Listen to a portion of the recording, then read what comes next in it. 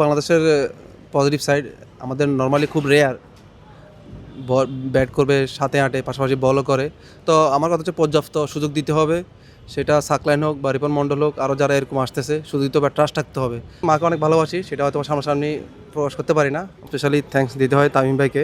এর আগের বোর্ডে যারা ছিল, মিঠু ভাই, উনি অনেক কাজ করেছে। স্পেশালি মিথুন ভাইকে বলতে হয়, আমাদের ক্লাবের সভাপতি, উনিও অনেক এটা নিয়ে ওয়ার্ক করেছে। আমরা যারা প্লেয়াররা টাকা পাইনি। সাইফুদ্দিন ভাই, একটা প্রশ্ন করি, কালকে মা দিবস আসলে আপনার মা আপনার কাছে কতটা ইম্পর্টেন্ট তো অবশ্যই সবার কাছে যেরকম থাকে ওরকমই, বা এমন কোনো কথা যেটা আসলে মাকে কখনো বলেন নাই বা বলতে চান বা বলা হয়নি সামনাসামনি? না, প্রথমে ধন্যবাদ। আসলে ব্যস্ততার কারণে আমি ভুলে গেছিলাম আগামীকালকে যে মা দিবস। অবশ্যই আপনাকে স্মরণ করে দেওয়ার জন্য থ্যাঙ্কস। অবশ্যই প্র্যাকটিস শেষে আমাকে সময় দিব, জানতে চাইবো ওনার পছন্দের কোনো কিছু আছে কি না। অবশ্যই চেষ্টা করবো সেটা দেওয়ার। এমন কোনো কথা যেটা মাকে বলেন না, মানে এখন বলেন যে মা সামনে বলা যায় না, বা একটু ইতস্তত বোধ লাগে বা একটু লজ্জা কাজ করে? সেটা হলো, অবশ্যই মাকে অনেক ভালোবাসি, সেটা হয়তো সামনাসামনি প্রকাশ করতে পারি না, বাট সবসময় ফিল করি একটা সময়ের জন্য আসলে মন থেকে পড়ে না। সবসময় মা তো মাই অন্তরেই থাকে। সাইফুদ্দিন ভাই, গেল বিপিএলটা খেলেছেন, ইভেন আপনি খুব ভালো খেলে আসলে বিপিএল দল পেয়েছিলেন। তারপর আমরা বিভিন্ন কিছু শুনেছি যে পাওনা টাকা আপনারা পাচ্ছেন না। ইভেন বিসিবি সভাপতিও কয়েকদিন আগে বলেছেন যে কয়েকটা টিমের আছে, তার মধ্যে আপনার টিমটাও আছে। আসলে মানে আপনার আসলে সিচুয়েশন কি, আসলে মানে ওই টাকাটা কি আপনার পেয়েছেন কিনা, বা ওইরকম মানে কোনো আপডেট আছে কিনা? প্রথমত আলহামদুলিল্লাহ, আমরা হয়তো বা প্রথম দিকে একটু জটিলতা থাকলেও বিসিবি থেকে আমাদেরকে টাকাটা দেওয়া হয়েছে। এই জন্য স্পেশালি থ্যাঙ্কস দিতে হয় তামিম ভাইকে। এর আগের বোর্ডে যারা ছিল, মিঠু ভাই, উনি অনেক কাজ করেছে। স্পেশালি মিথুন ভাইকে বলতে হয়, আমাদের ক্লাবের সভাপতি, উনিও অনেক এটা নিয়ে ওয়ার্ক করেছে। আমরা যারা প্লেয়াররা টাকা পাইনি, তো আলহামদুলিল্লাহ আমরা টাকাটা আরও গত 15-20 দিন আগে পেয়েছি।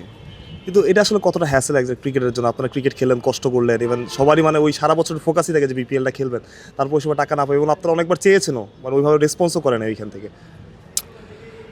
আসলে দেখুন, এটা আসলে খেলার মধ্যে ইমপ্যাক্ট পড়ে, কারণ আমরা হয়তো অনেকে একটু দোটানায় থাকি যে আসলে আমরা ম্যাচ খেলতেছি, কারণ বিপিএল ম্যাচগুলোতে বা যেহেতু একটা ভেন্যুতে কন্টিনিউস হয়েছে, খুব তাড়াতাড়ি শেষ হয়ে যায়। তো ম্যাচ ডিউরিং টাইমে সবাই একটু কনফিউশন থাকে যে আসলে আমরা আসলে পেমেন্টটা পাবো কি না। আপনারা হয়তো সবাই জানেন যে খেলা শেষ হয়ে গেলে হয়তো অনেকে রিচ করা একটু ডিফিকাল্ট। তো ওই কারণে আমাদের একটু দ্বিধাদ্বন্দ্ব থাকতে হয়, এটা পারফরমেন্সেও অনেক এফেক্ট পড়ে। সাইফুদ্দিন ভাই, আপনি যদি পেজ বলো, আপনাদের মেন্টর ছিলেন শোয়েব আখতার, তার সাথে কোনো দেখা বা কথাবার্তা হয়েছিল কিনা? না না না, আমার সাথে ওই একবারই শুটিং করতে আসছিল, পরে আসে নাই, আর দেখা হয় নাই। ভাই, আপনি লাস্ট টি20টা খেললেন, আসলে একটা ম্যাচই খেলেছেন। কি মনে হয় আসলে আপনার, বাংলাদেশে সবসময় বলা হয় যে একজন পেস বোলিং অলরাউন্ডার থাকলে সেটা মোহাম্মদ সাইফুদ্দিন। যদি ম্যাচ কম হয়, যদি রেগুলার বেসিসে ম্যাচ হতো, মানে আপনার পারফরমেন্সটা আরেকটু ভালো হতো কিনা? না, আচ্ছা, আপনি দেখেন, আমি লাস্ট আয়ারল্যান্ডের সাথে যদি হিসাব করেন প্রায় 1-1.5 মাস হয়ে গেছে। তো ওইখানে আমার লাস্ট ইনিংসটা 8 বলে 17 রান চিটাগংয়ে ছিল। তো এরপর আমি কিন্তু এই ইনিংসটা ব্যাটার সুযোগ পেয়েছি। তো প্রথম বল থেকে ইন্টেন্ট নিয়ে খেলতে গিয়েছি। তো টি20তে আপনি যখন 7-8 ব্যাটিং করতে যাবেন, গো ফর টিমের জন্যই। তো হয়তো আমি ওইখানে 1-2 বল সিঙ্গেলে খেলতে পারতাম নিজে সেট হয়ে, কারণ ওই সুযোগটা ছিল না, যেহেতু বৃষ্টির কারণে 3বার হয়ে গেছে। অবশ্যই তো টিমের জন্য খেলতে যদি আমি টানা 3টা ম্যাচে ব্যর্থ হই, সমস্যা নেই। এরপর টিম কম্পিটিশনে যদি বাদও পড়ি, আমার আক্ষেপ নেই। বাট আমি সবসময় পজিটিভ ইন্টেন্ট নিয়ে আমি চেষ্টা করি, সেটা ব্যাটিং হোক, বোলিংয়ে হোক, এইটুকুই। তো আর অবশ্যই সুযোগ যদি পাই, ইনশাল্লাহ চেষ্টা করব আরও ধারাবাহিক হওয়ার, চেষ্টা করব নিজে সেরাটা দেওয়ার। আপনি অনেক দিন ধরে ন্যাশনাল টিমে খেলছেন, এবং বলা যায় যে যারা সিনিয়র হতে চলেছেন বা সিনিয়র হওয়ার পর্যায়ে, তার মধ্যে আপনিও একজন। আসলে নতুন অনেক ক্রিকেটার আসছেন, রিপন মণ্ডল আসছেন, সাকলাইন আসছেন। আর যদি স্পেশালি সাকলাইনের কথা বলি, এখনও খেলতে পারে নাই, বাট সাকলাইনকে আপনি আসলে কীভাবে দেখেন অ্যাজ এ সিনিয়র ক্রিকেটার, বা আপনার সাথে যেহেতু ড্রেসিং রুম শেয়ার করেছে 1-2 ম্যাচ, আপনি কীভাবে রেট করেন আসলে? না, অবশ্যই আসলে ভালো, বাংলাদেশের পজিটিভ সাইড আমাদের নর্মালি খুব রেয়ার ব্যাট করবে, সাথে আটে, পাশাপাশি বলও করে। তো আমার কথা হচ্ছে পর্যাপ্ত সুযোগ দিতে হবে, সেটা সাকলাইন হোক বা রিপন মণ্ডল হোক, আরও যারা এরকম আসতেছে সুযোগ দিতে হবে, ট্রাস্ট থাকতে হবে।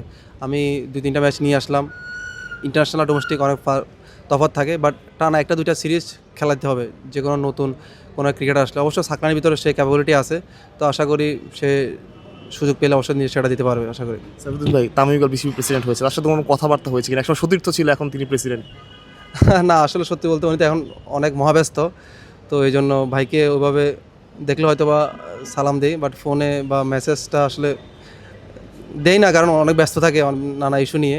তো ইনশাল্লাহ সামনাসামনি দেখা হলে কথা বলবো আর কি। অনেক স্ট্রাগল করেছি, তো আলহামদুলিল্লাহ অনেক রিহ্যাব সব কিছু মিলে এখন মেনটেন করার কারণে লাস্ট 1-1.5 বছর কন্টিনিউস খেলতে পারতেছি সাদা বল। তো এই জন্য আলহামদুলিল্লাহ।